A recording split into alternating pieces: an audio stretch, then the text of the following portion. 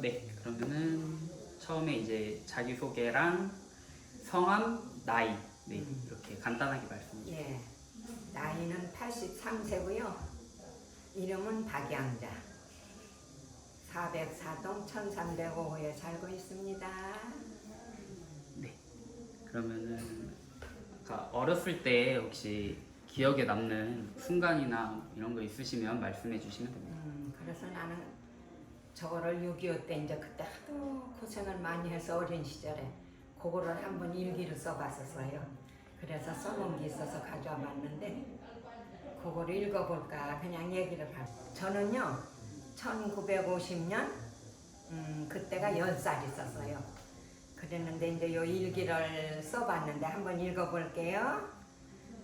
너무나도 가난한 탓으로 학교를 못 가게 하고 동생만 보라고 하셨다. 그런데 북한군이 쳐들어왔다고 피란을 가라고 한다. 우리 가족은 할머니, 아버지, 어머니 7식구 대충 싸서 이고지고 집을 나섰다. 그러고 보니 해가 저물어 그냥 풀밭에서도 자고 그렇게 밤을 지내고 날만 새면 누구든지 할 것 없이 너나 나 할 것 없이 그냥 걷고 했다. 그러다 보니 해는 저물고 하는데 낙동강을 건너야 한다고 한다.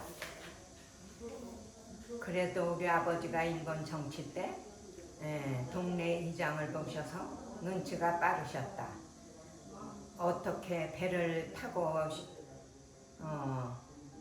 헤엄을 치고 건너 한밤중이 되었다. 산중에 메밀밭에서 자기로 하고 남자들은 가에서 누워 아이들을 보호하고 아이들과 여인들은 가운데서 모두 주무시게 하였다. 그러고 보니 경상도라는 데를 닿게 되었다. 거기서 대구라고 또 한다. 가다 보니 식량도 떨어지고 모든 것이 떨어졌다고 엄마가 한심을 하셨다. 엄마는 빨래도 하고 머리도 그러다 보니 어느 주인 아줌마가 헛간을 비워주면서 자리를 깔아주면 거기서 밤을 새워라 했다. 안심처가 된 엄마는 빨래도 하고 머리도 감겨주셨다. 이렇게 살다 보니 추석이 돌아왔다. 식량이 없어 어쩌지? 명절인데 엄마는 아버지께 말씀하신다. 그래서 나는 용기를 냈다. 언니 나하고 저기 동네 가서 밥 좀 얻어보자. 그리고 바가지를 들고 나섰다. 언니는 네가 먼저 들어가라고 한다. 철없는 저는 들어가서 말도 못하고 서 있으니까 할머니 방에서 나오더니 아이고 어머니가 부지런도 하신가 보다. 옷을 깨끗이 입혀 보내셨네. 그러시며 밥을 한 바가지 주시었다. 더 읽어요? 네, 계속 하셔도 됩니다. 네. 돌아오니 엄마는 얼른 받아서 착한 딸들 하시며 어제 바람이 불어 사과밭에서 사과를 치마폭에다 주워왔다. 저녁을 먹고 남은 것을 채로 썰어 밥과 함께 비빈다.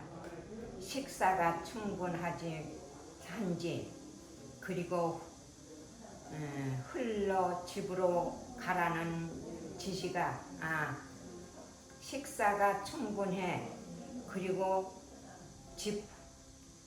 이게 말이 안 되네. 흘러가고 세월이 가다 보니 집으로 가라는 지시가 또 떨어졌다.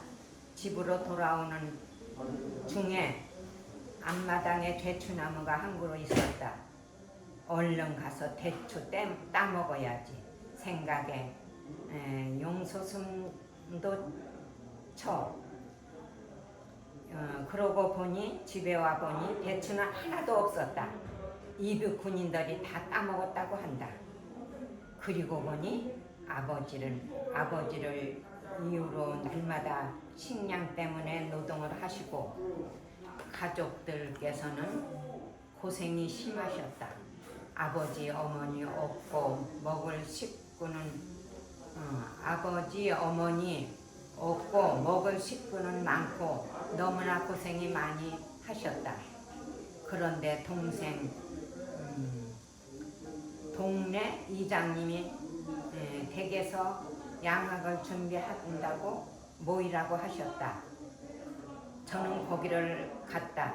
새 친구하고 갔는데 선생님은 반장을 보라는 분 칠판에 기억니은 디귿을 쓰며 시작하여 열심히 배운다.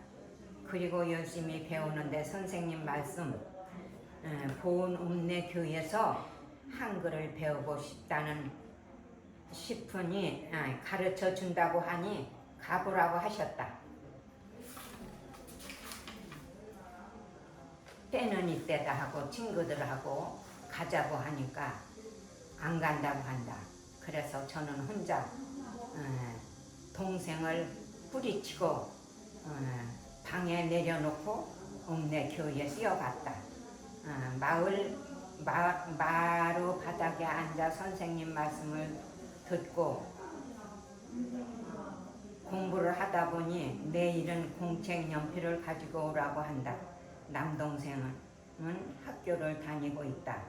동생한테 빌려서 가지고 갔다. 그만 있지? 응? 아, 네. 뒤에 뭐 어떤 내용들이 더 있을까요? 그리고 그러나 뒷날 또 이제는 아기를 얻고 책벌을 몰래서 싸서 가다가 집 앞에 좀 가서 길에다 아기를 내려놓고 학교로 달려갔다. 그럭저럭 몇 개월이 지났다. 학교 다닌 이야기가 좀 아니지 나오는 이제 건가요? 양학을 배워가지고 교회에서 공부를 가르치는 도중에 아, 네네. 그렇게 몇 개월 지났다. 이제는 보은 삼상국민학교에 갈 사람을 말하라고 하신다. 집에 와서 아버지께 말씀드렸더니 준비를 하고 학교에 갔다. 가라고 하신다.